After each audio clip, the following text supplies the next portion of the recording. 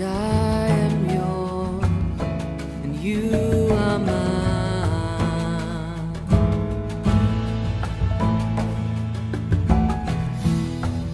'Cause I am yours, you are mine. You are mine.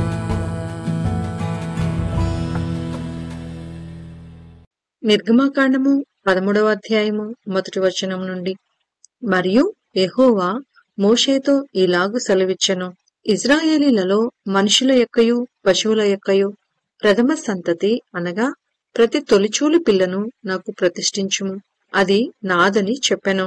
మోషే ప్రజలతో నిట్లనెను, మీరు దాసగృహమైన ఐగుప్తు నుండి బయలుదేరి వచ్చిన దినమును జ్ఞాపకం చేసుకొనుడి. యెహోవా తన బాహుబలము చేత దానిలో నుండి మిమ్మును బయటికి రప్పించెను. పులిసినదేదియు తినవద్దు. అబీబను నెలలో ఈ దినమందే మీరు బయలుదేరి వచ్చితిరి కదా.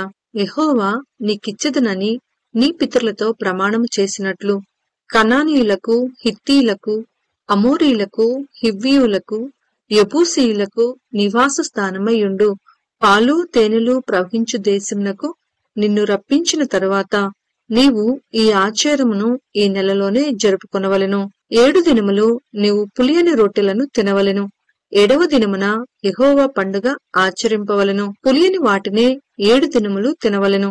పులిసిన దేదియు నీ యొద్ద కనబడకూడదు. నీ ప్రాంతములన్నిటిలోనూ పొంగిన దేదియు నీ యొద్ద కనబడకూడదు. మరియు ఆ దినమున నీవు నేను ఐగుప్తులో నుండి వచ్చినప్పుడు యెహోవా నాకు చేసిన దాని నిమిత్తము పొంగని రొట్టెలను తినుచున్నానని నీ కుమారునికి తెలియచెప్పవలెను. యెహోవా ధర్మశాస్త్రము నీ నోట నుండునట్లు బలమైన చేతితో యెహోవా ఐగుప్తులో నుండి నిన్ను బయటికి రప్పించిననుటకు ఈ ఆచారము నీ చేతి మీద నీకు సూచనగాను నీ కన్నుల మధ్య జ్ఞాపకార్థముగా ఉండును. కాబట్టి ప్రతి సంవత్సరము ఈ కట్టడను దాని నియామక కాలమున ఆచరింపవలెను. యెహోవా నీతోనూ నీ పితరులతోనూ ప్రమాణము చేసినట్లు ఆయన కనానీయుల దేశంలోనికి నిన్ను చేర్చి దానిని నీకిచ్చిన తరువాత ప్రతి తొలిచూలు పిల్లను నీకు కలుగు పశువుల సంతతిలో ప్రతి తొలి పిల్లను యెహోవాకు ప్రతిష్ఠింపవలెను. దానిలో మగ సంతానము యెహోవా తగును. ప్రతి గాడిద తొలి పిల్లను వెలయిచ్చి విడిపించి దానికి మారుగా గొర్రెపిల్లను ప్రతిష్ఠింపవలెను. అట్లు దానిని విడిపించని ఎడల దాని మెడను విరుగదీయవలెను. నీ కుమారులలో తొలిచూలి అయిన ప్రతి మగవానిని వెల ఇచ్చి విడిపింపవలెను. ఇక మీదట నీ కుమారుడు ఇది ఏమిటని నిన్ను అడుగునప్పుడు నీవు వాణ్ణి చూచి బాహుబలము చేత యెహోవా దాసగృహమైన ఐగుప్తులో నుండి మనలను బయటికి రప్పించెను. ఫరో మనలను పోనీయకుండా తన మనసును కఠినపరుచుకొనగా యెహోవా మనుషుల తొలి సంతానమేమి జంతువుల తొలి సంతానమేమి ఐగుప్తు దేశంలో తొలి సంతానమంతయు సంహరించెను. ఆ హేతువు చేతను నేను మగదైన ప్రతి తొలిచూలు పిల్లను యెహోవాకు బలిగా అర్పించుదును. అయితే నా కుమారులలో ప్రతి తొలి సంతానము వెలయిచ్చి విడిపించుదునని చెప్పవలెను. బాహుబలము చేత యెహోవా మనలను ఐగుప్తులో నుండి బయటికి రప్పించెను కనుక ఆ సంగతి నీ చేతి మీద సూచనగాను నీ కన్నుల మధ్య లలాట పత్రికగాను ఉండవలెను అని చెప్పెను. మరియు ఫరో ప్రజలను పోనీయగా దేవుడు ఈ ప్రజలు యుద్ధము చూచినప్పుడు వారు పశ్చాత్తాపడి ఐగుప్తుకు తిరుగుదురేమో అనుకొని ఫిలిష్తీయుల దేశము సమీపమైనను ఆ మార్గమున వారిని నడిపింపలేదు. అయితే దేవుడు ప్రజలను చుట్టూ దారియగు ఎర్ర సముద్రపు అరణ్య మార్గమున నడిపించెను. ఇజ్రాయేలీలు యుద్ధ సన్నదులై ఐగుప్తులో నుండి వచ్చిరి. మరియు మోషే యేసోపు ఎముకలను తీసుకుని వచ్చెను. అతడు దేవుడు నిశ్చయముగా దర్శనమిచ్చెను. అప్పుడు మీరు నా ఎముకలను ఇక్కడ నుండి తీసుకుని పోవలనని ఇజ్రాయేలీల చేత రూఢిగా ప్రమాణము చేయించుకుని ఉండెను. వారు సుక్కోతు నుండి ప్రయాణమైపోయి అరణ్యము దగ్గరనున్న ఏతాములో దిగిరి. వారు పగలు రాత్రియు ప్రయాణము చేయనట్లుగా యెహోవా త్రోవలో వారిని నడిపించుటకై పగటివేళ మేఘస్తంభములోను వారికి వెలిగిచ్చుటకు రాత్రివేళ అగ్నిస్తంభంలోనూ ఉండి వారికి ముందుగా నడుచుచూ వచ్చెను. ఆయన పగటివేళ మేఘస్తంభమైనను రాత్రివేళ అగ్నిస్తంభమైనను ప్రజల ఎదుట నుండి తొలగింపలేదు. నిర్గమాకాండము 14వ అధ్యాయము 1వ వచనము నుండి. మరియు యెహోవా మోషేతో ఇలాగు సెలవిచ్చెను, ఇజ్రాయేలీలు తిరిగి పీహా హీరోతు ఎదుటను అనగా మిగ్దోలుకు సముద్రమునకు మధ్యనున్న బయల్సెఫోను నెదుటను దిగవలెనని వారితో చెప్పుము. దాని ఎదుటి సముద్రమునొద్ద వారు దిగవలెను. ఫరో ఇజ్రాయేలును గూర్చి వారు ఈ దేశములో చిక్కుబడి ఉన్నారు, అరణ్యము వారిని మూసివేసినని అనుకొనును. అయితే నేను ఫరో హృదయమును కఠినపరచెదను, అతడు వారిని తరుమగా నేను ఫరో వలనను అతని సమస్త సేన వలనను మహిమ తెచ్చుకొందును. నేను యెహోవానని ఐగుప్తీలందరూ తెలుసుకొందురనెను. వారు అలాగు దిగిరి. ప్రజలు పారిపోయినట్టు ఐగుప్తు రాజునకు తెలుపబడినప్పుడు ఫరో హృదయమును అతని సేవకుల హృదయమును ప్రజలకు విరోధముగా త్రిప్పబడి, మనమెందుకీలాగు చేసితిమి, మన సేవలో నుండకుండా ఇజ్రాయేలీలను ఎందుకు పోనిచ్చితిమి అని చెప్పుకొనిరి. అంతటా అతడు తన రథమును సిద్ధపరచుకొని తన జనమును తనతో కూడా తీసుకుని పోయెను. మరియు అతడు శ్రేష్టమైన 600 రథములను, ఐగుప్తు రథములన్నిటినీ, వాటిలో ప్రతిదాని మీద అధిపతులను తోడుకొని పోయెను. యెహోవా ఐగుప్తు రాజైన ఫరో హృదయమును కఠినపరచగా అతడు ఇజ్రాయేలీలను తరిమెను. అట్లు ఇజ్రాయేలీలు బలిమి చేత బయలువెళ్ళుచుండిరి. ఐగుప్తీలు అనగా ఫరో రథముల గుర్రములన్నీయు, అతని గుర్రపు రౌతులు, అతని దండును వారిని తరిమి బయల్సెఫోను ఎదుటనున్న పీహా హీరోతునకు సమీపమైన సముద్రము దగ్గర వారు దిగియుండగా వారిని కలుసుకొనిరి.